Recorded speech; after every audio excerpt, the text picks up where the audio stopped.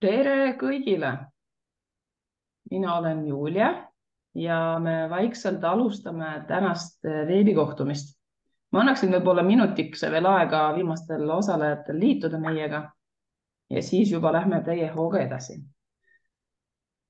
Täna tervitab meid ka suurepärane ilus valge hommik, mille üle mul on isiklikult väga hea meel.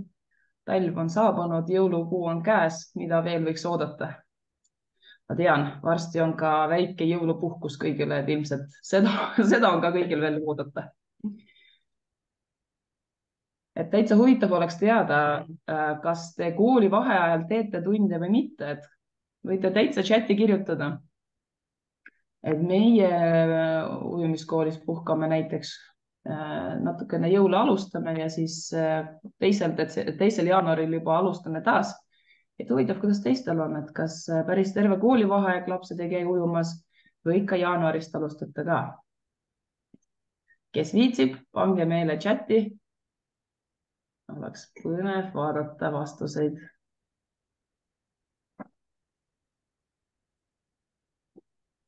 Niisiis. Arvan, et need, kes liituvad veel jooksvalt.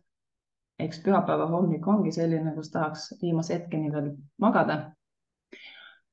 Tänane teema, millised on enam levinud ujumisega seotud terviseprobleemide müüdid. Ja täna aitab leida vastuseid meie küsimustele üldarst Kärt Alas, kes on ka tegelikult endine ujuja ise ka. Tere, Kärt! Nii, kas nüüd on kosta?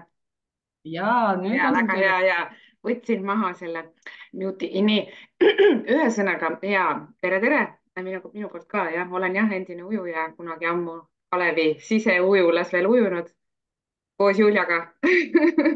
Just, et Kärdiga oleme ujunud ühel samal ajal Kalevi ujulas, küll erinevate treenerite juures, aga meie lapsepõlv oli tihedalt küll seotud. Kärt, räägi meile natukene ka oma mälestustest, et kui sina olid ujuja, kas sina mäletad, et oleks sinul võib-olla mingisuguseid haigusi, mis oleks kogu aeg sind kimbutanud või su trennikaaslastel midagi sellist, mida võiks ära märkida või ei ole olnud? Mhm.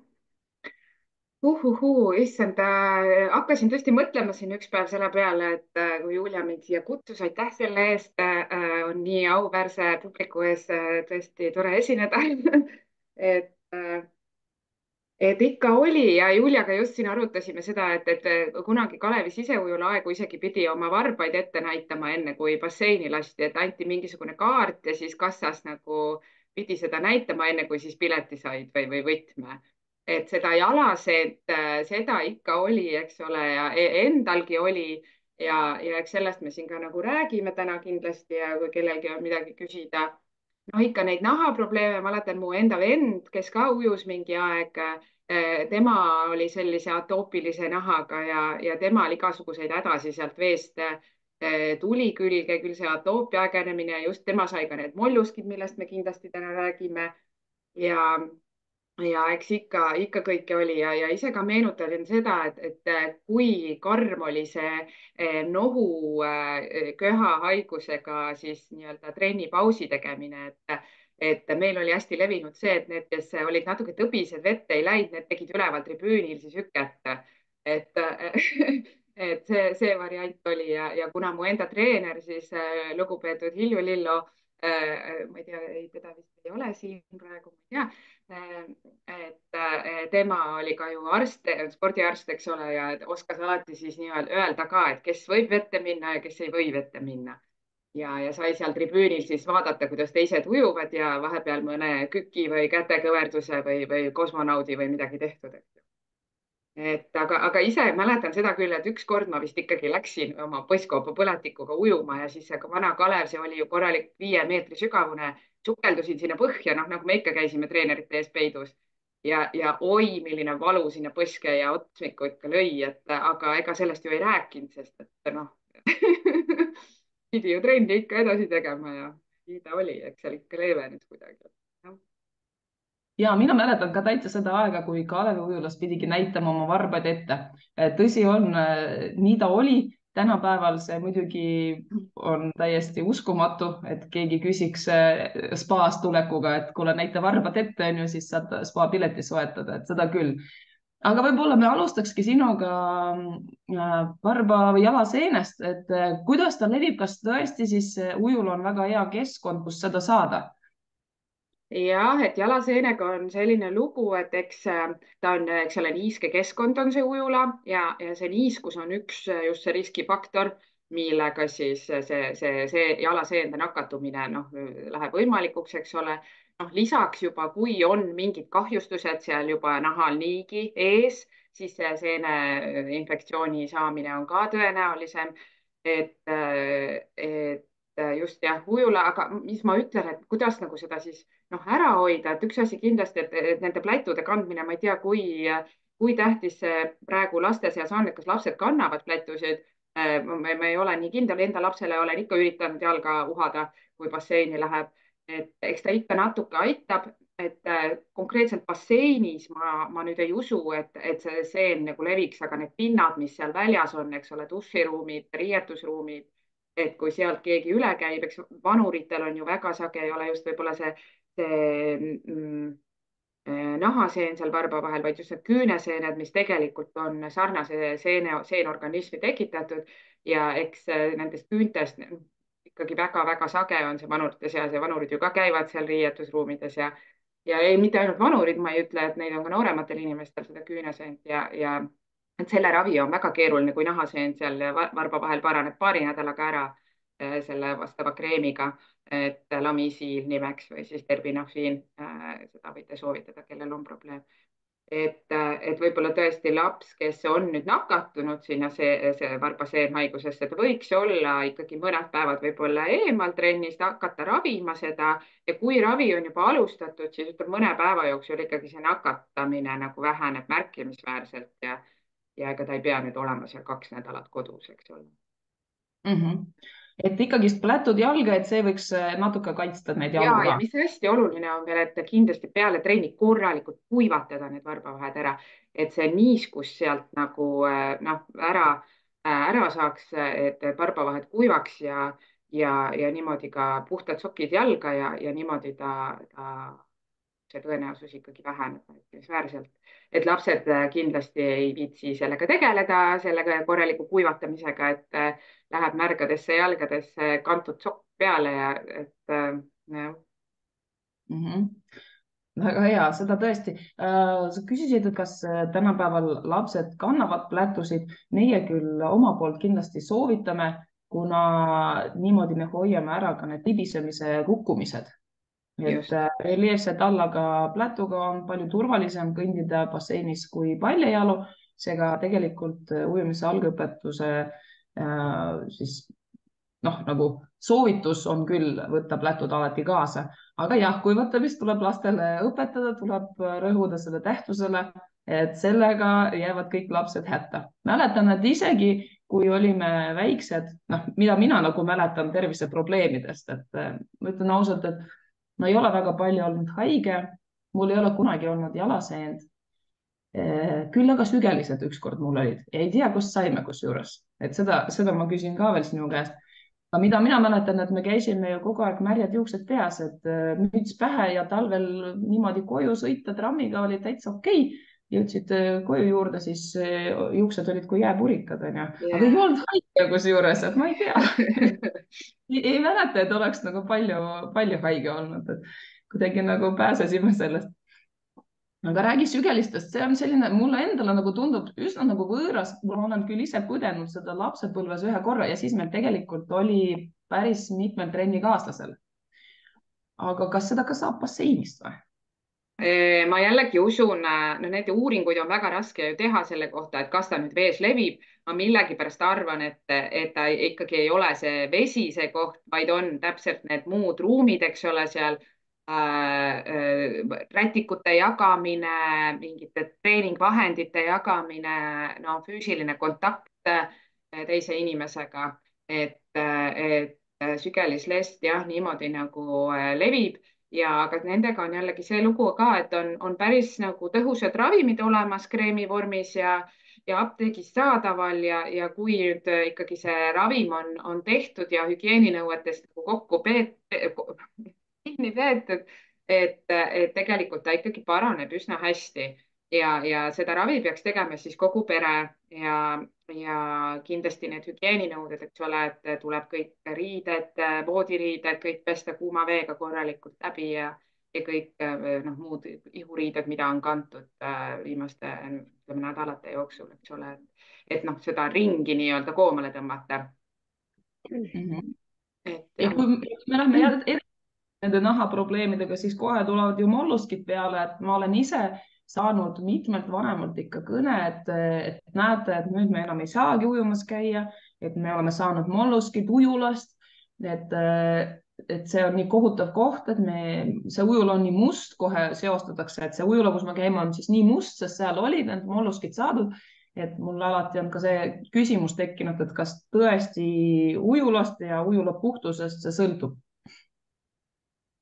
Ja molluskitega on jah see lugu, ta on ka nakkav, see on viirushaigus, eks ole, nahaviirus ja see nakkub kontaktil ühelt inimeselt teisele või siis mingisuguse vahendi vahendusel, eks ole. Jällegi kloorivees otseselt noh, see ei ole nagu selge, et tõenäoliselt ta sealt ikkagi ei lähe, vaid läheb just nende vahendite kaudu ja kehalisel kontaktil, rätikute jagamised, punnid, lauad, eks ole, nimetatakse tänapäeval samamoodi punnid, lauad. jah. mis need treeningvahendid on, eks ole. Ja et neid võib-olla siis mitte jagada selle molluski haigega, ütleme, või aga ma jälle ütleksin seda, et pigem ma ei kardaks seda ujulat, vaid ütleks, et tõenäolisem on ikkagi see nakkus isegi võib-olla lasteaiast saada või kuskilt maadlustrennist või sellisest kohast, kus see kehaline kontakt on nagu suurem. Et vältida siis igasuguste teiste inimeste vahendite kasutamist selles mõttes, et just rätikud ja igasugused sellised asjad. Ja kellele nakkab see mollusk nagu kergemini külge, on ikkagi need, kellel on juba mingid kroonilised nahaprobleemid. Et kas siis just mingid ekseemid või just atoopiline dermatiit. Et ise just mäletan enda vend, kes oli atoopilise nahaga, tema sai selle molluski, mina, tema õde kodus ju kogu aeg koos. Mina ei saanud, et minul nagu kunagi mingeid nahaprobleeme ei olnud, et kellele see tuleb, sellele see tuleb. Ja samamoodi enda lastega pargis mängides seal ühel pargilapsel oli, kellel oli ka eelnevalt atoopiline dermatiit juba olemas, eks ole. Ta oli molluskid täis, aga mängisid nad seal kõik koos ja teised ei saanud, et nüüd jah, basseinis süüdistama ma ei läheks. Ja ega sinna molluskile tegelikult otseselt ju mingit ravi ei ole, et igasuguseid krüoteraapiaid ehk siis seda külmaravi ja pigistamisi ja asju on proovitud, aga kuigi tõenduspõhine ta ei ole, mingisugune Molutreks või mingi lahus on ka apteegis müügil, aga see on ka sihuke nii ja naa ja püsivad need molluskid tõesti seal mõnest kuust kuni aasta, mõnel isegi 2-ni. Et nüüd käskida lapsel olla 2 aastat basseinist eemal ei ole kuigi mõistlik ja kuna ma ise olen töötanud 5 aastat Soomes ja teen ka praegu kaugtööd Soomes, siis ma olen hästi kursis ka Soome juhistega ja Soomes näiteks ei ole mingit keeldu molluskiga, ei lasteaeda, ei ujuma, ei mingisse trenni, et seal nagu võetakse seda päris kergelt, et Eestis siiski Terviseameti ametlik juhis näeb ette, et laps võib minna kollektiivi või basseini, kui see molluski lööve on kaetud veekindla plaastriga, eks ole. Aga kui mõnel on neid mõni, eks ole, üksik ainult, aga mõnel on ju päris palju, et kuidas sa siis plaasterdad need 100 elementi kõik täis, et see tundub mulle kuidagi nagu veider. Ja on neid, aga pigem siiski on see harv ja need, kellel on juba mingi eelnev ka, kas mingi krooniline haigus või mingi immuunpuudulikkuse probleem, et neil need löövad nagu välja, et muidu täiskasvanutel võib olla ainult mõni üksik kolle. jah, et seda olen ka jah kuulnud tõesti, et see ravi on pikk ja tõesti, kas paar aastat hoidnud last basseinist eemal, et huvitav, et nii, et Soomes ja Eestis on nii erinevad siis noh, soovitused on ju, et Soomes justkui välja ei tehtagi sellest, et ei ole mingid piirangud ja Eestis peaksid olema kõik siis need hunnikesed kinni kleebitud ja eks ta jah, aga no eks ta molluski need kupud näevad siuksed noh, ebameeldivad välja ka, et võib-olla see tekitab ka natuke niisugust basseinis, kui näed, et kui mõni tuleb täppe täis on ju, et hakkad nagu kohe isegi kartma on ju. Mm -hmm. aga just sa mainisid ka seda atoopilist dermatiiti, et seda on ka tänapäeval väga palju ja kohe iinikutest alates on ju, et kuidas sellega olla, kas, kui palju see vesi, kui halvasti see vesi siis mõjub nende nahale? ja kas see saab kuidagi, ma ei tea, leevendada või? et ujumas tahavad ju kõik käia, aga samas ma ei tea, no igal kolmandal-neljandal lapsel ma kuulen, et on atoopiline dermatiit, kuidas nemad saavad vette siis? jah, tõepoolest, tänapäeval on seda päris palju, et seostatakse ikkagi allergiatega, eks ole, alati ei pruugigi olla mingeid allergiaid lapsel juures, vaid lihtsalt nahareaktsioon mingile välisele toimele või sisesele. et tõesti, ja seda on väga erinevas vormis, et mõned on tõesti pidevalt kaetud punase kareda ketendava lööbega ja mõned lapsed lihtsalt talve ajal nagu kogevad mingeid laigukesi, eks ole. Jah, ja ujumisega on ka väga individuaalne, et mõnel lapsel see kloorivesi kuivatab seda nahka väga tugevalt ja mõni on hästi tundlik. Mu enda vanem tütar, 8-aastane, ujus siin Audenteses 2 aastat vahepeal ja temal oli küll ka, oli õhtuti ikkagi, kui ta oli käinud trennis, siis ta sügeles ja köhis ja igatepidi tundus, et see kloor nagu talle väga ei sobi. aga noh, otsest allergiat kloori osas ma ei oska nagu öelda, see on pigem selline nagu ärritus või noh, ikkagi nahale ja hingamisteedele. et noh, allergiarohud kui sellised sinna võib-olla nii hästi ei toimigi ja eks ikkagi nendel, kellel nahk on tundlikum, sellise niisutava, võib-olla isegi rasvasema kreemiga peale treeningut, vees käimist nahka nagu maha rahustada ja vajadusel siis ka on need hormoonkreemid, siis apteegist on saadaval hüdrokortisoon, mis on ainus käsimüügis olev hormoonkreem, hästi sihuke kerge, et seda täitsa noh, sihuke nädala jagu 2 korda päevas võid kasutada, kui nahk läheb nagu lööbesse, et ja noh, alati ka perearsti poole pöörduda, nahaarstidega natuke vist on keeruline, et sinna nii kergelt ei saa aga noh, ujumas keelata käia nüüd atoopilise dermatiidiga, noh, ujumas käia ei ole, aga seda ka hästi individuaalselt tuleb siis vaadata, et kui laps on hästi tundlik, et vaadata ka siis võib-olla mingi paus teha ja jälgida, kas see nahk läheb paremaks. ja on ka erinevates basseinides natuke vist need erinevad on need veed, et mõnes basseinis läheb rohkem nagu nahk korrast ära, mõnes vähem, et jah, aga jah, see kreemitamine just, et see nahk saada niiskeks ja no muidugi loputamine pärast trenni korralikult ikkagi veega, puhta veega, et see kloorivesi maha pesta, et selles osas ka lapsed võib-olla, mõned loputavad tõhusamalt, mõned mitte, et võib-olla seda alguses nagu õpetada ja nõustada ja ka vanematele rääkida seda, üle kordaks kodus.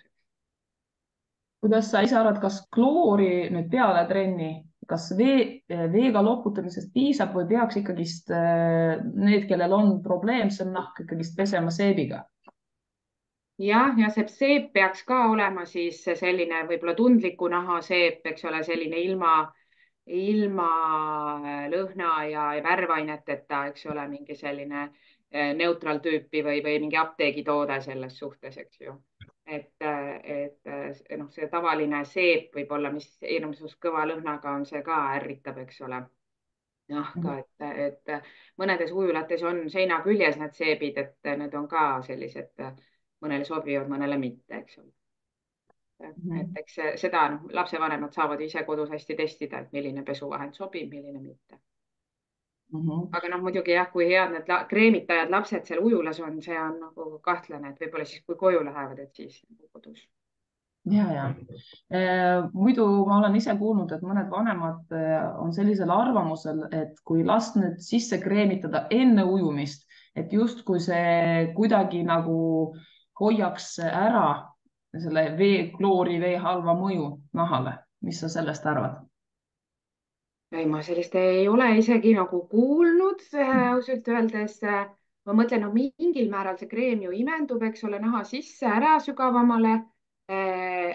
aga teisalt ta ikkagi ju läheb sinna vette, eks ole, et kui hea, noh, mingi kiht, mis jääb ikkagi sinna pinnale ja ega kasu ei ole mingitest väga kergetest kreemidest, eks ole, et sel juhul ta peaks olema selline rasvasem.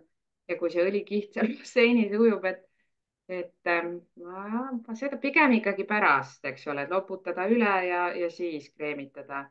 et mõnest basseinist küll jääb korralik kloorilõhn külge peale basseinis käimist naha külge, et võib-olla siis tõesti mingi siukse kerge pesuainega ikkagi loputada keha üle. ja no, et Krista siin chatis mainib ka, et enne kreemitada ei tohi, sest et Mm -hmm. see reageerima vees oleva klooriga, et vee puhtus hakkab kannatama ja seda ise mõtlen ka seda, jah. ja et see võib-olla isegi tekitab vastupidist efekti, on ju, et kui on seda äh, reageeritud kloori nagu rohkem seal on ju, et siis võib-olla on see isegi nagu vängem siis nahale, on ju, et kindlasti tuleb ära pesta korralikult enne ujumist. aga klooriallergiad, olen üsna hiljuti niisugust asja kuulnud aga ei ole nagu aru saanud, et kas see on nagu päris asi või siis ikkagist mitte, et oled sa ise kokku puutunud niisuguse asjaga nagu klooriallergia? Jah, ega seda nagu otseselt vist ikkagi allergiaks ei nimetata, see on niisugune nagu ülitundlikkus. et ka kui enda lapsega käisin allergoloogi juures, siis ma rääkisin talle ka nendest kaebustest, et peale ujumist ta köhib kodus ja nahk on kehva. et ähm, et siis ta ütles, et ja ma panen siia selle kloori mingi allergia asja ka laborianalüüsidesse. no kui vastused tulid, siis oli ka selline nagu seda vastust ei olnud ja arst ütles, et laboril ei olnud seda reagenti või seda ainet, millega seda klooriallergiat ühesõnaga testida. et kas ta siis nüüd on allergia või ongi ta ikkagi mingisugune lihtsalt selline ülitundlikkus, et mõni organism reageerib tugevamalt, mõni vähem. et otseselt noh, allergiaks nimetada, vot ma ei teagi, jah. no ma ise olen kogenud ka, et mõnes ujulas, kui lähed ujuma, siis hakkabki nina vett jooksma ja hakkad aevastama, teises ujulas jällegi ei ole. et ma arvan, et äkki seda peetaksegi selle klooriallergia all. et mingi ülitundlikkusreaktsioon ta on, mõnel läheb rohkem, mõnele vähem, et seda peab siis jälgima, et nüüd mul ka vanem tütar, see ei ole 2 aastat ujunud, aga järgmisest nädalast ta läheb Kaja Aljandi trenni, nii et saab uuesti näha mis siis saama hakkab. ja et kas hakkab jälle sügelema ja köhima või ei hakka, et see on mulle endale ka põnev kui palju on seda, et lapsed ikkagist kasvavad erinevatest allergiatest välja? seda ikka on ju? ja noh, kuna just sa rääkisid siin, et seda atoopilist dermatiiti ja noh, allergiaid ka on ikkagi tänapäeval väga sagedasti, siis tegelikult ikkagi täiskasvanu ikka jõudes, noh, seda on pigem vähem, kuigi noh, ikkagi ajaga tundub, et seda on tulnud juurde ja neid kevadisi allergiaid ja neid ka noh, ikkagi täiskasvanutel on päris palju, aga tänapäeval väga tõhusad ravimid selle jaoks olemas ja paljud saavad nendest väga head abi. et täitsa kõigil võiks olla mingi antihistamiini preparaat kodus igaks juhuks olemas ka, et ka ükskõik, mis kevadel mingid tolmud on või õietolmud või ka suvel mingi mesilase või herilase sutsaka saad, et siis see allergiarohi võib igaks juhuks olemas olla. et need on apteegis käsimüügis, aga jah, tõepoolest ikkagi kasvatakse välja nendest allergiatest suures osas, et midagi võib jääda mis on noh, sellised tõsisemad, aga paljud noh, just toiduallergiad ka ja need ikkagi ajaga leevenevad. olen kuulnud ka sellist väidet, et kui see allergiline reaktsioon, no ütleme näiteks noh, kloorile on ju ülitundlikkus, et kui see ei ole väga tugev, et justkui nagu pole hullu, et puutu edasi kokku, küll sinu keha harjub sellega ära. kas sellel võiks mingi tõepõhi ka all olla? ja võib-olla küll jah, et kõigil ei ole nii, aga osadel on, jah, tänapäeval allergiaid ka ravitakse niimoodi, et süstitakse seda allergeeni väikses koguses, eks ole, ja siis vaadatakse, kuidas siis keha reaktsioon nagu muutub sellele ja et see nagu tolerants hakkab tekkima. Aitäh. Tundub, et meil need nahaasjad said üldjoontes räägitud, et kui kuulajatel on küsimusi selle kohta, siis julgelt kirjutage chati ja kuna meil need treenerid, algõpetuse treenerid oleme hästi-hästi palju vees ja kindlasti nii mõnigi õhtul võib-olla sügeleb ja nahk kuivab, siis kutsun üles, pange chati kreemid, millega te ennast päästate. Et see oleks võib-olla väga hea info teise treeneri jaoks, kes võib-olla veel alles otsib endale õiget kreemi, õiget niisutust. Et ma usun, et kõik treenerid ilmselt kasutavad midagi, et kuna peale mitmetunnist treeningut on tõesti nii, et nahk kisub ja kuivab ja Kärt, kas sul on ka mõnda head kreemi soovitada treeneritele?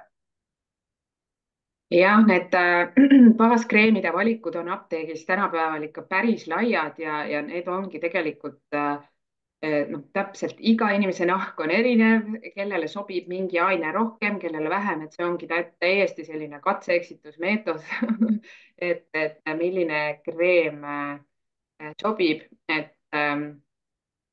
ma ise ka, noh, kuna palju Soomes olnud, siis Orioni seeriad tegelikult on sümpaatsed, Aqualan, Novalan, Ceralan, et need kreemid, Essexi kreemid, Decubal, et noh, neid on päris mitmeid ja ka noh, apteekriga täitsa võib konsulteerida selle nahatüübi osas ja et mis sobib, et aga kindlasti jah, et siis ikkagi, kui on tundlik nahk, siis ikkagi apteegikreemi, et mitte minna Prismasse või Selverisse kuskile sinna riiulite vahele, mis on parema lõhnaga seda panna, eks ole, et see ei ole hea variant, et ikkagi värvainete vaba, lõhnavaba, et jah. Aitäh. Siin tuli vahepeal ka küsimus konnasilmaga soolatüük, aga kas võib ujuda? Seal on ka, eks ole, konnasilm ja soolatüügas natuke erinevad asjad. Soolatüügas, ma arvan, et ma nüüd ei aja ise sassi, aga soolatüügas minu teada on viiruslik papilloomviirusest põhjustatud ja konnasilm on siis see, mis on lihtsalt, ütleme, hõõrumisest, valedest jalatsitest ilma viirusliku nagu põhjuseta, ilma viirusliku etioloogiata. Aga kas see soolatüüka viirus seal basseinis jälle levib, see on täpselt see asi, et mida noh, ei tahaks nagu uskuda, aga nendega on ka, et väga paljudel lastel esineb, eks ole, ja jälle me ei saa iga väikse soolatükaga last nagu basseini keelata minna, et kindlasti ma arvan, et ta võib seal basseinis käia ja kui see tüügas või konnasilm teda häirib, siis seda ka ravida, et enda lapsel olen kasutanud Duofilm on selline preparaat, seal on 2 toimeainet, siis seda peitsitakse, seda konnasilma, temal oli just see konnasilm, et tal ei olnud see soolatüügas on nagu sihuke lillkapsakujuline selline kohev, aga konnasilm jääb nagu rohkem sinna naha sisse ja on selline kõvem. Et mõlema raviks siis sobib see Duofilm, on mõnele väga tõhus ka krüoteraapia, ise ma mäletan lastepolikliinikus käisin külmetamas neid tüükaid ja väga hästi toimis esimese korraga, kohe kõik läksid ära, tekkis sihuke must lill ja see tuli ära, verega täidetud ja siis juba seal nädala pärast oli kõik korras, nahk sile. Aga mõned ma olen kuulnud 5 korda käivad külmateraapias, krüoteraapias ja mingit abi ei ole. aga see duofilm on ka pikk ravi, võib-olla isegi kuu läheb aega, enne kui see moodus lihtsalt ära kuivab. Aga ohatisega laps, näed, tuli veel küsimus juurde, et kui on ohatis lapsel? jah, no see ohatis on ka jällegi see kontaktnakkus herpes, eks ole. et eks see ohatis on ka selline asi, mis tegelikult meil väga paljudel, võiks öelda enamikel tegelikult on see viirus kuskil sees olemas ja mingil hetkel ta lööb välja, mingil kas haigushetkel, stressihetkel, sellisel hetkel, kui organism on vähe nõrgem vastupanu osas, lööb ta uuesti välja ja võib ka nakkuda, eks ole, et see villisisaldis seal sisaldab viirust ja võib, et ei siin musitama mitte minna, eks ole, mingit huulepulka kindlasti mitte jagada, aga seda ohatist ka ikkagi soovitaks tegelikult ravida, et on käsimüügis olemas neid soviraskeel näiteks, et mida panna siis sinna peale, et kui õigel ajal jaole saada, siis ta tegelikult päris hästi aitab, et need viirusvastased ravimid, on ta siis see paikne, see soviraskeel või siis juba tabletid, et suu kaudu need ikkagi aitavad vähendavad viiruse paljunemist ja seda nii-öelda puhkemise hetkel vähendavad seda väljaarenemist, et kui ta on juba täiesti välja arenenud, seal ütleme 2-3 päeva olnud see vill, siis enam sellest kasu ei ole, sellest rohust. Et aga eks see lapsel on endal ebamugav lihtsalt võib-olla, kui ta on just see valus ja paha ja kõik, et võib-olla tõesti siis esimene päev, kui seda keeli kanda, et hoida eemal võib-olla mõned päevad. Aga kui ta juba on, ütleme, seal keeli on peale kantud ja võib-olla ka tablette võetud, et siis miks mitte trenni minna, et siis ikkagi juba see nakatumine väheneb märkimisväärselt. No aga see nakatumine jällegi ilmselt kloorivees on ja, suht sihuke tõenäoline, onju, aga et nad pärast seal riietusruumis ei musita ja oma ja näiteks rätikut ei jaga, onju. rätikut ja huulepulka või mingit niisutavat Ja, seda huulekreemi, eks ole, ja ja. need asjad. et jah, et nahaasjadest ma panin siia omale ka mingeid punkte kirja, et tuulerõuged, eks ole, ka, mis võiks läbi käia, et ilmselt ka siin on lapsevanemaid ka ja teavad, et millal see nakatumine jääb ära või nakkusohtlikkus jääb ära, on sel hetkel, kui need elemendid on kärnal ja nagu kuivad, aga vette minna võib-olla veel nende kärnadega ei ole tõesti hea, et sinna võib tekkida siis sekundaarne infektsioon, bakteriaalne infektsioon, kuna nad lähevad märjaks, eks ole, ja kui need kärnad ei parane korralikult ära ja vees need liiga kiiresti lahti leotatakse, et siis ka võivad sinna jääda nagu tugevamad armid, et pigem tuulerõugetega veidikene kauem hoida eemal veest. ja siis on veel see impetigo, mis on see mädavill lööve näonahal tihtilugu, kas siin huule ümbrusel või kuskil võib ka üle keha olla, et seal ka panin just nendest Soome juhistest kirja, et tihtilugu seda ravitakse paikse antibiootikumkreemiga, et siis on ta 48 tundi hoida eemal antibiootikumkreemi alustamisest kontaktist teiste lastega. kui on suukaudne ravi alustatud, siis on 24 tundi. Aga samuti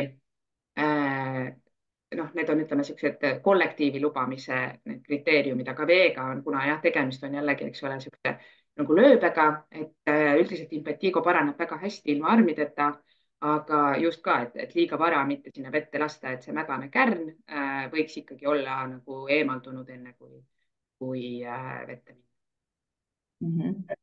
Et kokkuvõtteks ma praegu ütleks nii, et kõik need nahahaigused tänapäeval on ikka väga hästi ravitavad, väga tõhusad ravimid on olemas, võib-olla välja arvatud mollusk, on ju, mis on selline, mis püsib ikka võib-olla isegi kuid ja vahest isegi aastaid, on ju.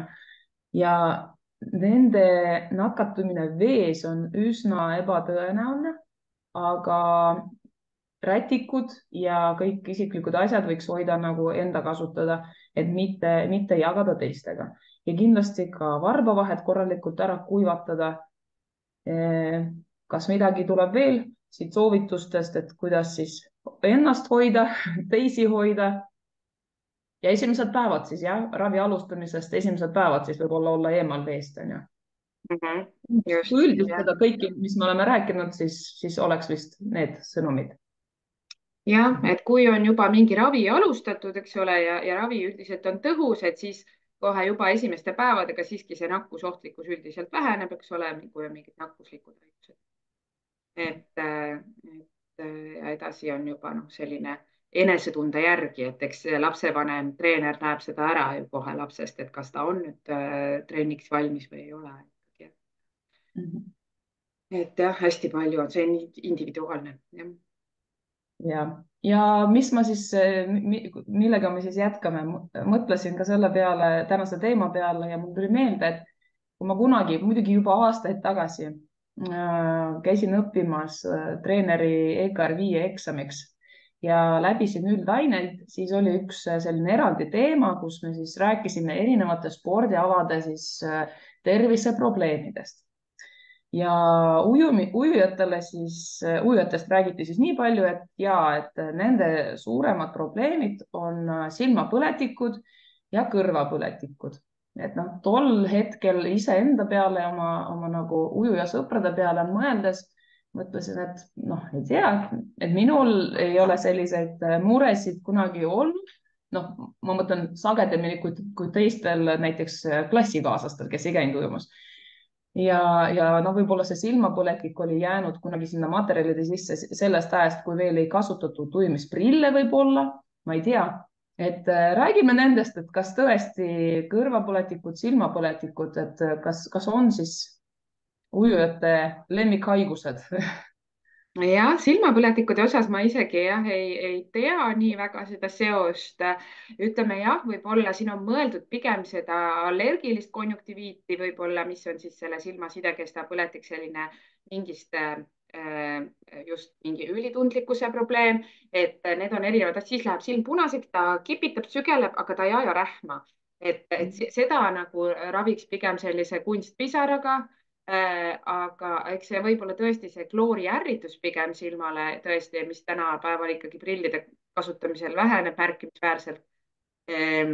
Nüüd sellist bakteriaalset silmapõletikku, eks see kloorivesi kuivatab seda silma, mis jällegi, eks ole, väheneb prillide kasutamisega, et kindlasti prille kasutada, kui vähegi võimalik. Et kui see silm on kuiv ja ärritunud, siis sinna on ka lihtsam viirusel, bakteril siis põletikku luua. Viirusliku silmapõletiku puhul on rähmaeritus üsna väike ja see ei vaja antibiootikumravi, pigem just see puhastamine ja niisutavad silmatilgad. Aga kui rähma tuleb päris palju, on selline rohke kollane rähm, nii et silmad on hommikul kinni kleepunud, siis on näidustatud ikkagi antibiootikumtilgad, mida üldiselt perearstid määravad kenasti ka telefonkontakti baasil. Et kui seal ütleme ikkagi mingit niisugust nägemiskaebust ega silmavalu ei esine, vaid on lihtsalt selline punetus, võib-olla mingi väike turse ja rohke rähmaeritus. Et kas ta nüüd ujumisega kuidagi korreleerub, et noh, pigem see on see võib-olla tõesti see silmakuivus, mis siis laseb sellel bakteriaalsel viiruslikul haigusel kergemini tekkida, aga samas neil lastel väga sageli esineb. Et kui ta juba on selline bakteriaalne konjunktiviit, ehk siis selline rohke rähmaga põletik, et seda kindlasti paar päeva ravida, enne kui laps kollektiivi lasta. Et antibiootikumtilgaga, jah, aga siis teine asi, kõrvapõletikude teema, et kõrvapõletikes ka me eristame nagu kahte erinevat põletikku, on keskkõrvapõletik, mis jääb siis sinna trummikilest sissepoole, mis on ikkagi üldiselt selline nohuga kulgeva haiguse tüsistus, kui siis sinna keskkõrva koguneb sekreeti, on ta siis lihtsalt selline nii-öelda tatt, mis siis viirusliku infektsiooniga tekib või kui ta on juba selline kollakas, paksem, mädane, et siis ta on, noh, ütleme, bakteriaalne keskkõrvapõletik, mis siis annab juba palaviku, tugeva valu kõrvas. Et seda peaks kindlasti siis perearst kõrvalambiga vaatama, hindama riske ja vajadusel antibiootikumravi määrama, et see nüüd ütleme ikkagi ujumisega kuidagi ma nagu väga seost ei näe. aga mis see nii-öelda ujuja kõrv on, mida võib-olla siis mõeldi seal teie koolitusel, et see on see väliskõrvapõletik ehk see väliskuulmekäigupõletik, et see käik, mis siis väljast viib sinna kuulmekileni. Et see on küll, et basseinis ju läheb päris palju seda vett, niiskust sinna kõrva ja inimeste anatoomia on väga erinev. Et mõnel on see käik kitsas, kuidagi kõver, et siis sinna jääb seda niiskust rohkem sisse ja see on hea kasvulava siis igasuguste bakterite hallituse tekkeks, eks ole. Et ka pärast ujumist ikkagi nii, kuidas võimalik ikkagi peenema rätikuga võib-olla need kõrvad kuivatada, et nii kuivaks kui saab, tikkudega kindlasti mitte kõrva minna, sest et need tikud võivad seda väliskõrvapõletikku siis ise tekitada. Et sellist normaalset floorat seal nagu häiritakse. Et seda jah, see uju ja kõrv on pigem see väliskuulmekäigu probleem. Et sinna jällegi, kui seal on nüüd ikkagi niisugune kõva turse ja punetus ja mingi eritis, et siis kõrvatilgad pigem on siin selle raviks näidustatud. Suukaudne antibiootikumravi mitte nii sageli, seal peab ikka olema väga tõsine, palavikuga kulgev haigus juba, et Aga nagu sa ütlesid, et see pigem kimbutab neid inimesi, kellel on kitsas käik, on ju. Kas ja. neil siis jääbki vesi kõrvaga tihedamini ilmselt, jah? No ta otseselt võib-olla ei jää vesi, aga ta jääb kuidagi niiskemaks, ta ei taha kuivada nii hästi, kui ta on niisugune kitsas ja kõver, eks ole, see väliskuulmekäik. Et inimesed on tõesti väga erinevad, et ma ise ju oma töös tegelikult päris palju kõrvu vaatan ka ja näen, et kuidas see ikka ja eriti lastel ka, et mõnel ikkagi on väga ilusti kõik sealt näha ja on puhas ja mõnel on nii kitsas ja kohe vaiku täis ja midagi pole sealt näha. Aga see oli huvitav, et sa mainisid, et tikkuga mitte just seda kõrva siis torkida, sest ma ise näen, kui tullakse beebiga ujuma, et siis ma saan aru, et väike laps võib-olla nii mõnelgi eemal alles esimene laps, siis muidugi muretsetakse palju rohkem. Ja tegelikult olen päris palju näinud, kuidas nad ikkagist tikuga kuivatavad lapse kõrvu, et võib-olla seda siis ära mainida, kes teeb beebiujumist, et pigem rätikuga kuivataks, sellest võiks juba piisata. Rätikuga jah, et kui nüüd tikuga minna, siis ainult, eks ole, sinna suule, nagu et see osa, mida sa ikkagi ise näed, et seda osa sealt, et eks sa muidugi selle tikuvatikesega saad sealt mõnusasti kuivatada, aga mitte tõesti sinna sügavamale sellega minna torkima. Et see ei ole mõistlik. Et kui siis juba on seal kõrvas mingi vaik või midagi, et siis on Vaksool või Removaks, kõrvaspreid, mis seda vaiku siis pehmendavad. Et beebidel ei ole see vaik veel teema, seal on võib-olla lihtsalt mingi selline naha irdumise teema, et see vahel läheb see kõrv seal natukene mustaks, aga kui suurematel lastel, täiskasvanutel, et see vaik, et siis jah, on see pigem see sprei, mis pehmendab selle vaigu ja see vaik saab sealt ise nagu paremini välja tulla. Ja kui ta nüüd ei tule, et siis kas siis perearsti poole pöörduda. Perearst vajadusel saab suunata siis kõrvanina kurguarstile, neil on sellised spetsiaalsed väikesed nagu tolmuimeja moodi, sellised imurid, mis siis imevad selle vaigu välja või mingid tangid või asjad, et millega nad saavad võtta. Et jah, tikuga kaevama või sinna kaevama mitte minna, et seal on oht vigastada ka kuulmekilet ja just selle normaalse floora nagu häirumine, et kui seal pidevalt käia torkimas, et ikkagi ka kõrvaarstid näevad seda, et need, kes just sagedamini tikkudega kõrvas käivad, nendel on neid väliskuulmekäigu põletikke ikkagi palju sagedamini. Ohoh, vot. Aga räägime siis võib-olla kõige sagedasemast asjast üldse Eesti rahval, mitte ainult ujujatel, on ilmselt nohu, et nii kui siin ilmad lähevad tatiseks, tuleb ka päris tatt ninna, on ju. Ja sellega on ka ju nii ja naa, on ju, et ma näen ise ka, et mõni laps tuleb basseini, tal sukeldub korra, tuleb veest välja, siis siuksed draakonid ripuvad rohelised, on ju, treenerid ilmselt on kõik juba sellega harjunud aga kas sellist last tohiks vette lasta või mis hetkel tohib nohuga või üldse, kas tohib nohuga lasta last vette? jah, et see on ka jälle hästi individuaalne, et kuidas kellelegi mõjub, mõnel ongi just hea, puhastab selle rohelise teema sealt välja ilusti, eks ole, laps on terve pärast. mõnel just on see, et see vesi loputab selle rohelise sinna keskkõrva suunas ja ongi varsti kõrvapõletik, eks ole. On täpselt see, et kuidas see laps oskab sellega siis tegutseda, et kui ta saab selle ilusti välja nuusatud, selle rohelise, siis see on pigem võib-olla hea seda veega loputada.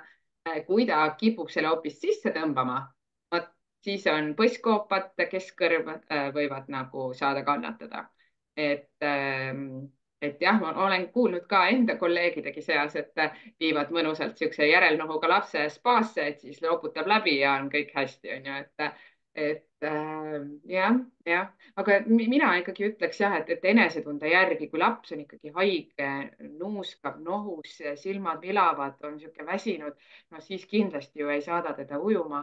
Aga kui ta on juba särtsakas, toimetab, tegutseb, mingi väike jääknohu on ja oskab seda ilusti nuusata välja, siis noh, oleks juba leebem selle osas.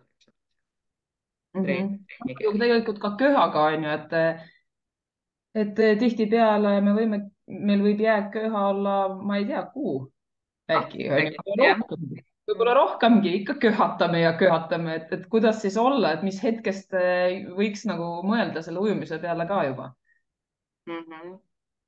Eks ta on natukene sarnane jutt jälle, et enesetunde järgi, kui see köha on selline väga rögane, eks ole, produktiivne ja kestab pikka aega, eks, et siis ikkagi ka peaks arstil laskma üle kuulata, vaadata, võib-olla põletikunäidud võtta, aga et kui on selline tõesti järelköha, jääkköha, et no, et siis noh, ega ta ju otseselt nagu väga ei ole keeld, ta ei nakka enam ja noh, kuidas nüüd laps ise, et eks seda ka näeb lapse pealt individuaalselt, et kellel see trenn siis nii-öelda ägestab võib-olla seda köha uuesti ja kellel võib-olla see niiskus hoopis teeb head, eks ole. Jah, et Krista kommenteeris ka, et väikestel lastel on limaskest kohevam, ei pruugi alati olla nohu, aga probleem on, et vanemad ei oska lastele nuuskamist õpetada ja lapsed ei oska ninast puhuda sageli. Aga seda me õpetame tegelikult ju basseinis päris palju ninast puhumist, on ju.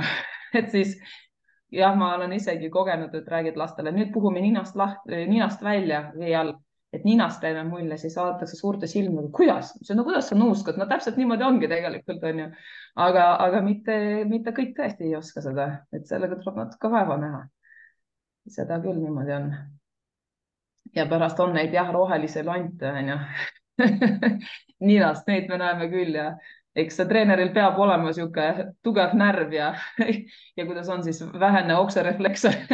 Et ega see vaatepilt on jah, vahest tõesti päris õudne ja ei teagi, kas igal treeneril peaks salvrätik olema kuskil käepärast, et kus need rohelised draakonid siis peaksid minema, on ju, et basseini vette ujuma ei ole väga tore. Aga korjata neid ära ju vaja. Selge, et ma ise mõtlen ka, et kui me väikse nohuga, väikse köhaga hoiaksime lapsi ujumisest eemal, siis vast olekski nii, et nad ei saaks terve aasta ujuda või on vähemalt septembrist maini. et kuskil peab see mõistlikkuse piir ka olema. Et ma ise tunnen vahest seda, et Eesti vanemad hoiavad oma lapsi võib-olla liigagi basseinist eemal, et noh, kui me käisime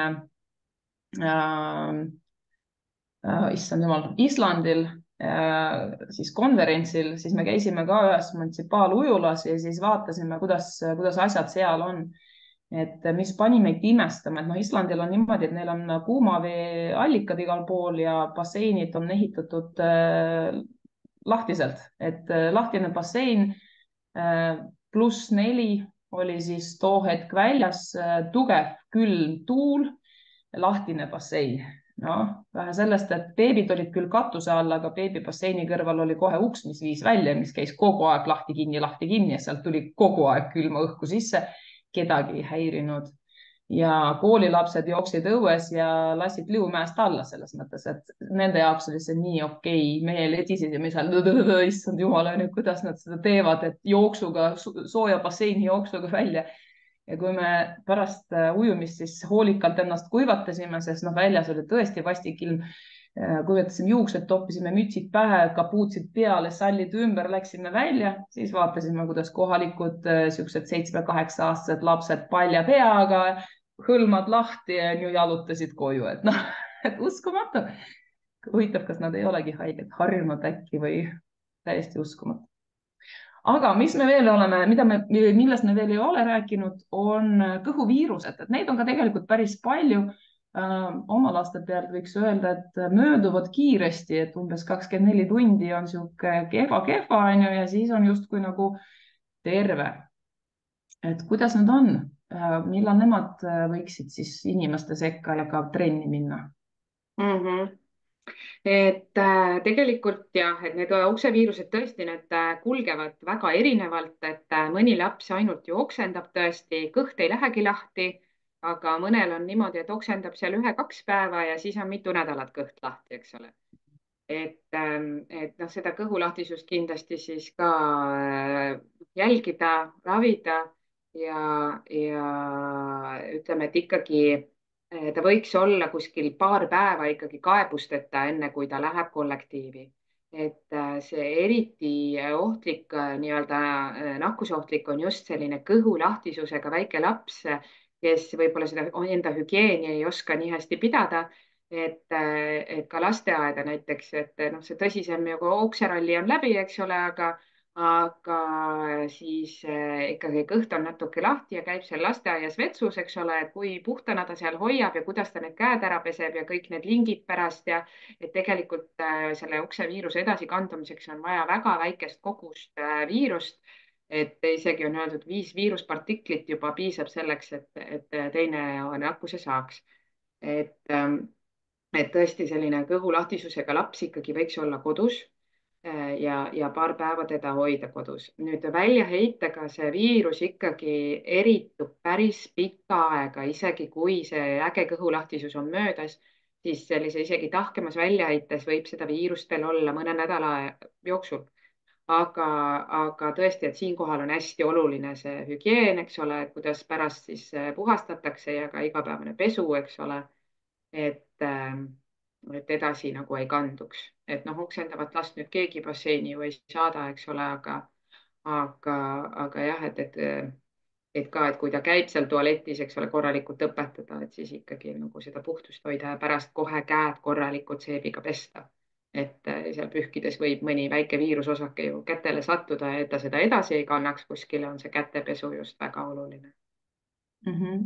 Et ja meil tegelikult siin mõned nädalad tagasi oli ka arutelu algõpetuse ujumise rühmas Facebookis, et mis siis teha, kui juhtub nii, et keegi lastest kakab vette, olgu see tahke või mitte, ja igatepidi on see ju suur probleem. Ja muidugi tekkis see siis ka küsimus, et selle uriini kohta, mis satub vette, noh, seda me ju ei näe oma silmaga, me isegi ei kujuta ette, kui palju seda siis sinna basseini tuleb. Ja natuke olen siin suhelnud erinevate ujulate juhatajatega sel teemal ja ka Terviseametiga ja kokkuvõtvalt võin öelda nii, et keda see teema veel huvitab, kokkuvõtvalt võin öelda nii, et uriin ei ole nii ohtlik, et sellega ei olegi midagi hullu, me ei näe seda ja ei peaks seda pärast liiga palju muretsema. Jah, seda küll, et kloor reageerib sellega ja kui seda on väga palju, siis võib-olla ei jõua see kloor toimetada muude asjadega, et selles mõttes on see muidugi kehv. Aga üldiselt meil Eestis basseinides selle uriiniga nagu nii suurt hirmu ei ole. Küll aga muud väljaheited, kas on see okse või on see kaka, mis sinna tuleb, et need on ikkagist jamad, et peaks basseini puhastama. Nüüd, kuidas iga bassein oma vett puhastab, on iseasi, kuna erinevad veekogused on, erinevad puhastamissüsteemid on ja ka erinevad võimalused, kui ausalt öelda.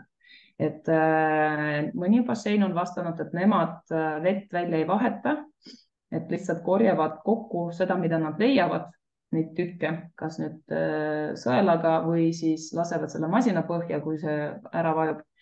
Mõned jälle rääkisid, et ikka osaliselt vahetavad vett, mõned teevad kloorišokki, et see on väga-väga erinev, et treenerid võite ise küsida oma ujulatest järgi, kuidas seal toimetatakse ja kuidas tehakse.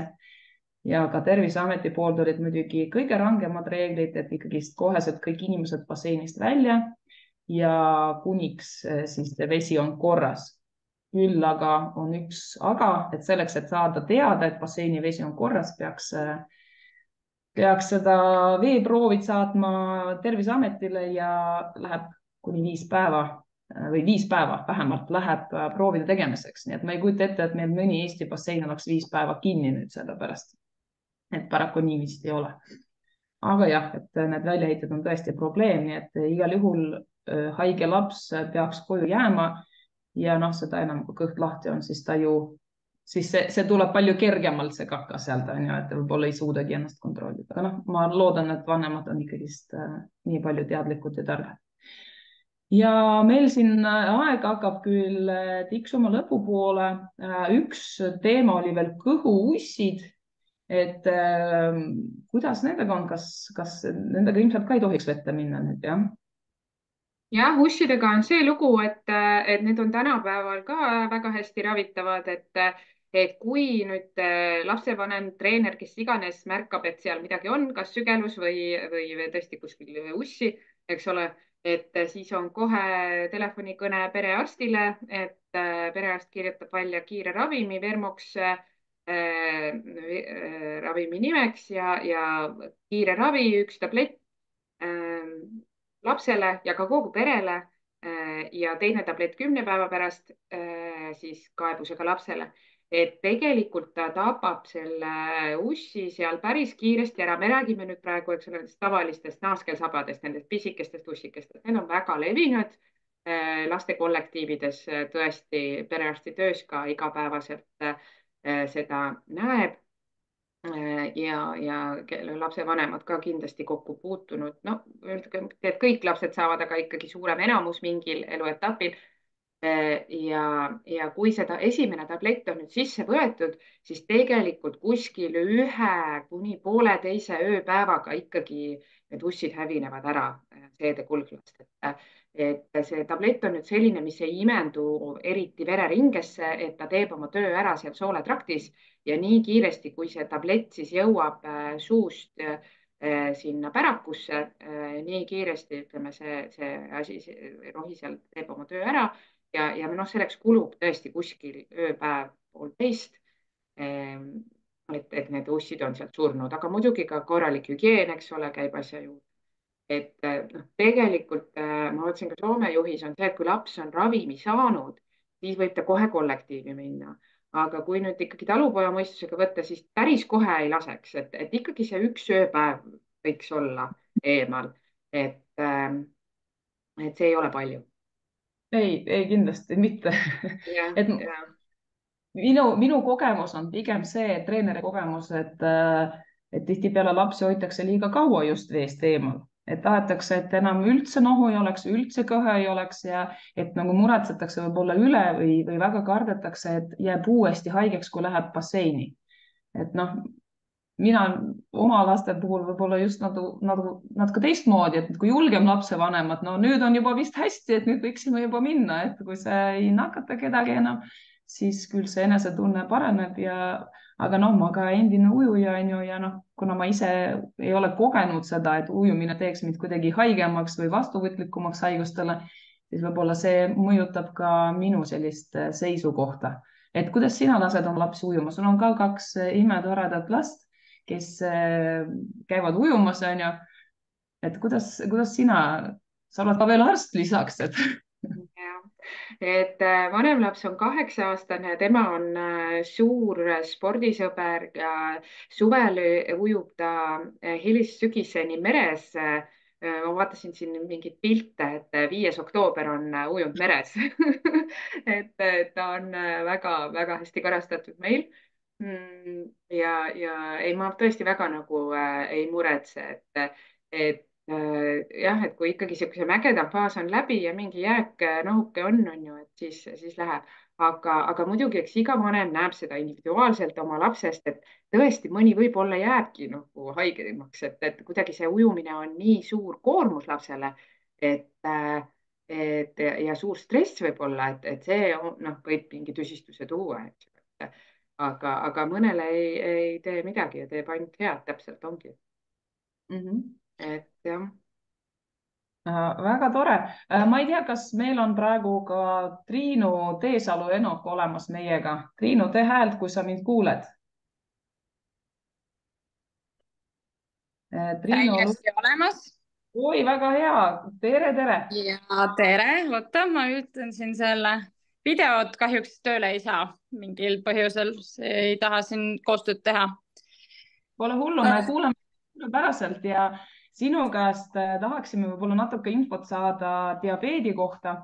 Et ma tean, et sinu lapsel on diabeet ja ta sai selle diagnoosi mitte nii ammu, et sul on nüüd vanema kogemus, kuidas selle haigusega basseinis toime tulla. Et ma paar sõna ütlen ka, et Triinu on ka endine ujuja ja praegune ujumistreener ja lapsevanem, nii et ujumisega väga tihedalt seotud. Et räägi meile, mis teie elus muutus sellest hetkest, kui te saite diagnoosi, kuidas ujumistunnid muutusid teie jaoks? Ja kui ta sai diagnoosi, siis ta tegelikult oli alles 2 aasta 7 kuu vanune, ehk siis nagu sellist, ta oli küll sünnist saati, eks ju, mingites vanemaga koos ujumistundides käinud, aga sellist nagu iseseisvat ujumistreeningut ta ju veel teinud ei olnud. Ehk et tema nagu kõik treeningud ongi siis teadlikult toimunud koos diabeediga. Et see on tehtav. Ta on täiesti tavaline laps nagu kõik teised lapsed, lihtsalt tal on siis kõrvaltvaataja jaoks nähtav on tal siis üks vidin käe peal, mis on plaastri all ja pepu peal ka 2 kanüüli, mida siis üldjuhul ujumispükste alt näha ei ole. Aga nii see on ja siis, et selleks, et siis ta sinna trenni minna saaks, tuleb talt see insuliinipump üldjuhul maha ühendada, neid pumpasid on erinevaid ja tegelikult teoorias on nad veekindlad, ehk et ta võiks sellega ujuda, aga otsene vajadus tänasel päeval, kui ta on just saanud 5-aastaseks, praegu puudub, kuna ujumistrenn kestab talle, eks ju, pool tundi, siis selle aja nagu kannatab ära ka insuliinita. Seda enam, et mida kauem ta on vee all oma käega, seda tõenäolisem on see, et see ühendus nagunii katkeb ja me seda näitu ei näe.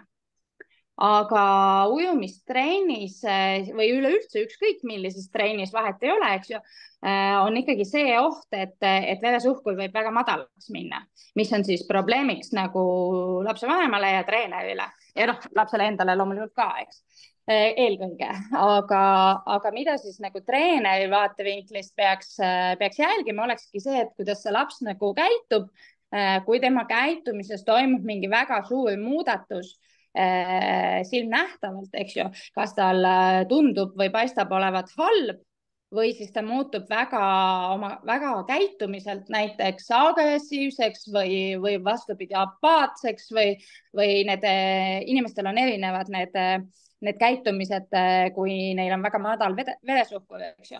Et siis treener peaks seda kindlasti nagu oskama ära tunda ja jälgida. Mis on muidugi oluline, lapsevanem peaks mainima seda treenerile, aga olles ise treener, siis ma ei ole selles nii kindel, et kõik vanemad seda ütlevad. Diabeedivanem tõenäoliselt pigem võib-olla ütleb, ja kui sul on see sensor käe peal, noh, siis sa ka näed seda. Aga kui on siin mingeid muid haigusi, mul näiteks endal on trennis üks epilepsik, siis ma kuulsin seda teise treeneri käest, et tema vanemad mind teavitanud näiteks ei ole, mis on minu arust nagu väga kummaline. Et kohati on nagu imelik, aga noh, mis teha, et üldjuhul jah, vanemad võiksid ja peaksid teavitama ja kui treener nagu ka vaatab, et oi, tal on käe peal mingi kummaline suur plaaster või mingi vidin, siis noh, ja vanemad öelnud midagi ei ole, siis võiks tegelikult nagu küsida, eks ju.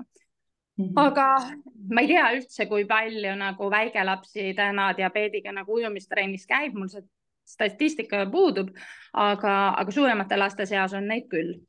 Et ma arvan, et see ei ole kindlasti nagu selline krooniline haigus, mille pärast ei võiks ujumistrennis käia. Ujumine on just vastupidi väga hea. Algselt, kui me diagnoosi saime, siis tegelikult meil tekkis selline olukord, et tal veresuhkru peal ujumistrennis tõusis väga kõrgeks, aga hiljem me nagu taipasime, et see on ilmselt emotsioonist, et kui ta selle treeniga ära harjus, siis see enam nii ei olnud. Aitäh, et see on tõesti väga oluline, et lapsevanem ka jagaks lapse tervise muresid treeneriga, ja eriti sellised haigused nagu epilepsia või diabeet, kus laps võibki kas kaotada teadvust või epilepsia siis puhul saada krambid vees. Ja kas ma olen õigesti aru saanud, et ka midagi sellist juhtub, et tegelikult diabeedi puhul näeb lapse käitumisest juba ette, et seda võib näha, aga seda ei pruugi. Osad lapsed siiski tegelikult oskavad väga hästi ka seda varjata, mitte tahtlikult, aga siis tahtmatult, et näiteks ka minu laps puhul on sama olukord, et ta võib tegelikult väga madala suhkruga veel tunduda täitsa nagu okei. Aga tal kuidagi tegelikult teeb parajat näidendit, et seal on mingid indikaatorid, mille järgi siis mina lõpuks taipan seda, aga olgem ausad, ükski treener nii hästi oma seda treenitavat ei tunne, et ta oskaks seda nagu näitlemisest läbi näha, eks ju. Et see on nagu keeruline olukord, aga mis siis esmaabi selleks väga madalaks veresuhkruks on, kui see laps on nagu teadvuse kaotanud näiteks, mida tegelikult ju võib juhtuda. Siis ongi see, et kui sul on käepärast olemas mesi, ma ei tea, kas ujulas sul kotis taskus parasjagu mesi on kaasas, aga kui sa tegelikult treener oled ja sa tead, et sul on diabeedilaps, no pane see mesi kotti selleks päevaks, ega see väike ühekordne mesi sind nagu olulist ruumi ei võta, eks ju.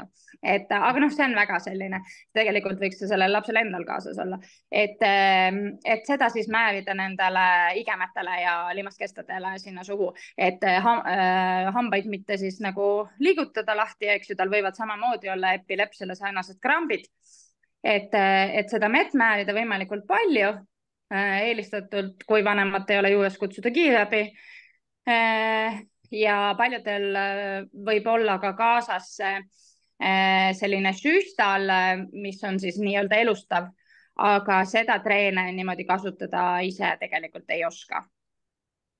Et see ei ole nii lihtne, aga alati, kui on lihtsalt nagu selline näha, et tal on suhkur madal, aga ta ei ole veel teadvust kaotanud, siis alati magus aitab. Et magus on alati see, mis nagu aitab.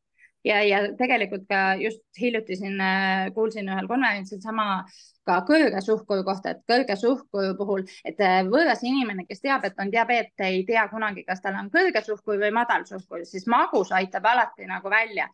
Kõrge suhkru puhul ei juhtuda ka nagu midagi, kui sa veel seda magusat peale annad ühe hetkega.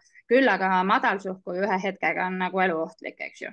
Et kõrge suhkru puhul saab seda langetust teha pikema aja jooksul ja temaga nagu otseselt kohe midagi ei juhtu selle ujumistrenni vältel nagu. Tal on küll ebamugav olla tõenäoliselt, väikelaps ei pruugi seda ise öelda, et tal on paha olnud, ta võib-olla ei teagi või ei oska seda väljendada, aga iseenesest see kõrge suhkur nagu trenni vaatest ei ole ühe hetke mõistes nagu eluohtlik. Ta on pikas perspektiivis, ei ole su elule nagu hea, aga madal suhkur võib ja suhkur selles mõttes ka võib langeda seal treenis nagu mõne minutiga.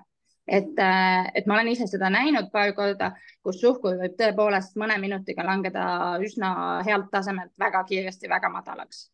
Et seal ei ole nagu siis mõtet mõelda, kas ma annan talle kommi või kas ma annan talle seda glükoositropsi, mis tal peaks endal tõenäoliselt kaasas olema, vaid see sisse anda ja seda kõrget suhkrut saab hiljem see vanem kodus langetada.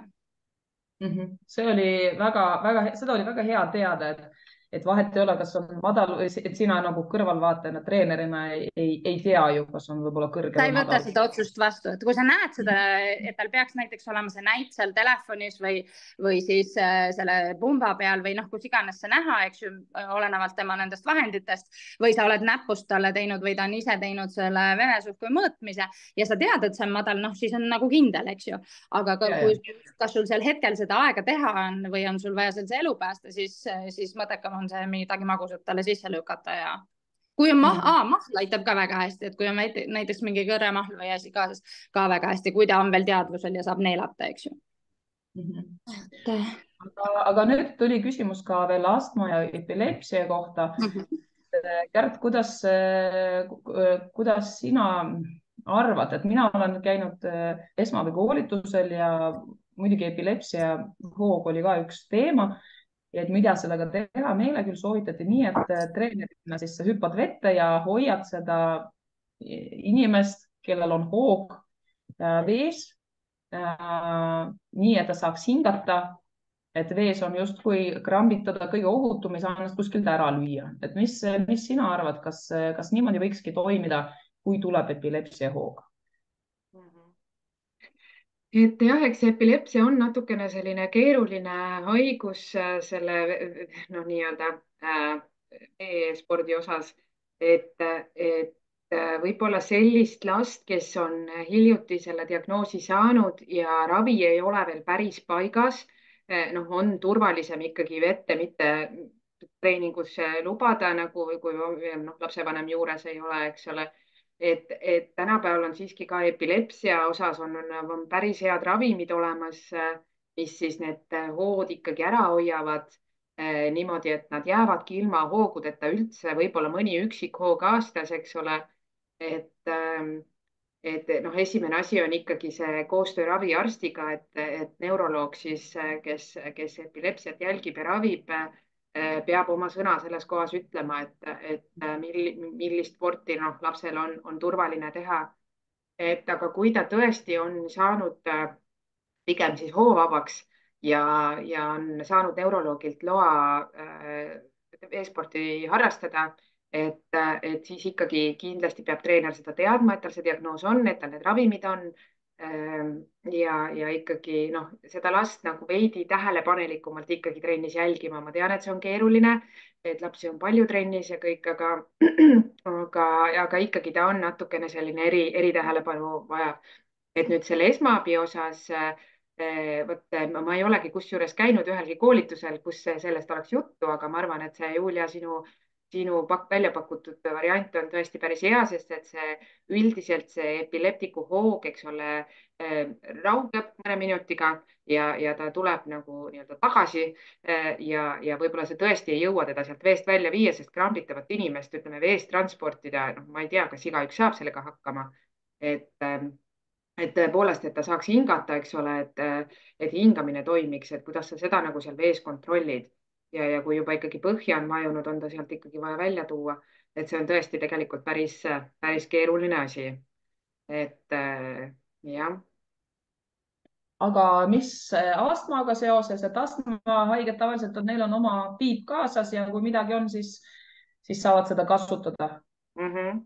Et astmaatikuid ikkagi on rohkem, eks ole, see on levinum haigus ja tihtilugu on see astma ikkagi kenasti kontrolli all, on ka väga head ravimid selleks olemas ja on kahte tüüpi ravimeid, ühed on sellised, mida võetakse hommikul õhtul, üldiselt sisaldavad ka inhaleeritavat kortikosteroidi, mis siis nii-öelda seda kopsu põletikulist reaktsiooni alla surub. See on nii-öelda see püsiravi ja teine ravim on see Ventoliin, mis on kõigile lapsevanematele ka kindlasti väga tuttav, mida tänapäeval igasuguste köhadega võetakse, aga tegelikult on ta ikkagi mõeldud astma hoo ravimiseks. Et kui nüüd ikkagi lööb hinge kinni ja hakkab köha ja hingeldus, et siis on see Ventoliin on esimene valik ja lapsel võiks see muidugi kindlasti trennis kaasas olla. Et astmaatikul nüüd keelata trenni tegemine ei ole väga põhjendatud. Et ikkagi koormuse järgi ja kui ikkagi suuremad koormused tal põhjustavad kaebuseid, et siis ikkagi võtta nagu veidikene kergemalt, vajadusel seda rohtu manustada ja ikkagi oma ka raviarstiga nagu läbi rääkida seda, et võib-olla see lapse püsiravi ei ole piisav, et neid doose saab alati tõsta ja jälgida, et võib-olla tõesti see kopsude põletikuline reaktsioon ei ole piisavalt maha surutud ja koormus pluss võib-olla ka see klooriülitundlikkus siis, millest me rääkisime, et need võivad siis uuesti nii-öelda seda hoogu provotseerida. Et astmaga natukene on lihtsam, aga muidugi ka astmaatikuid on erineva nii-öelda raskusastmega, et mõnel väga kerge koormus juba põhjustab kaebuseid, eks ole, et noh, neid siis võib-olla ka täpsemalt jälgida ja. Ja siis päris viimane küsimus, et kuna aega läks meil mõnusalt üle, et siin Krista on kirja pannud niimoodi, et laste massööri koolitusel meie vana pediaater luges laste haigusi. Tema ütles, et seni, kuni nohu on läbipaistev, laps magab öösel ja on päeval toimekas, siis ujumine on okei. Et selle koha peal tekkis küsimus, rohelised ja läbipaistvad, roheline ja läbipaistev tatt, et kui ohtlik on üks või teine? Miks ta läheb roheliseks ja kui ohtlik see roheline siis on? Et see roheline, kollane, pruunikas värv nohule tekib tavaliselt ikkagi sellise väikse bakteriaalse nagu tüsistuse tõttu.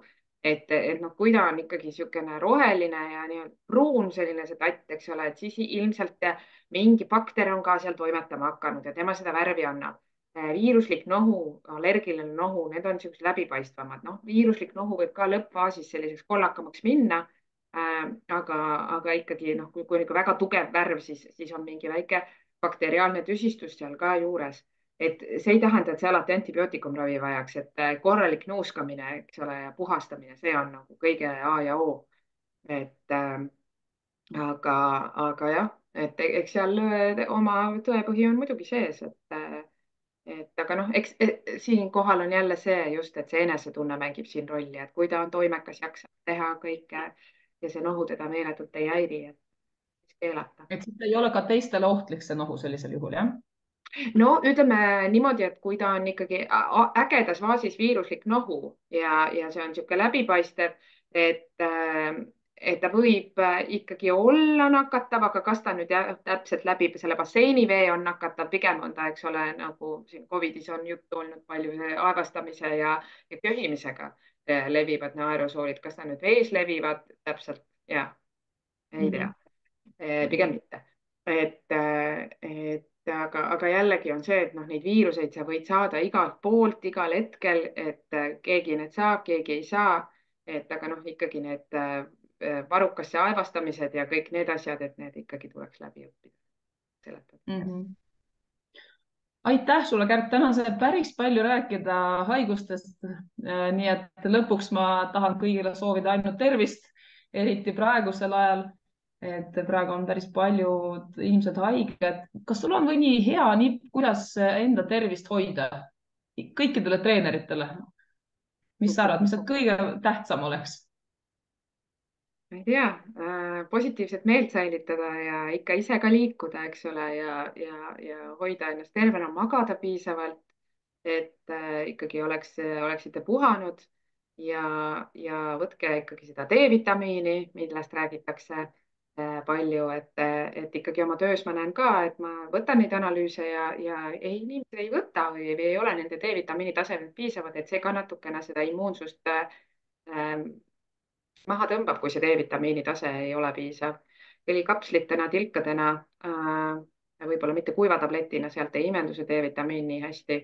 Mis veel tõenduspõhisust tegelikult on näidanud, on tsingi kasutamine haigusperioodidel, et kui ütleme, sul peres on keegi ägedas infektsioonis, et võib täitsa neid tsingitablette võtta siis juurde, et ka immuunsust veidi hoiab üleval ja ka vaktsineerimine, et siiski gripihooaeg on algamas, vaktsiinid on saadaval, et ikka gripi vastu vaktsineerida.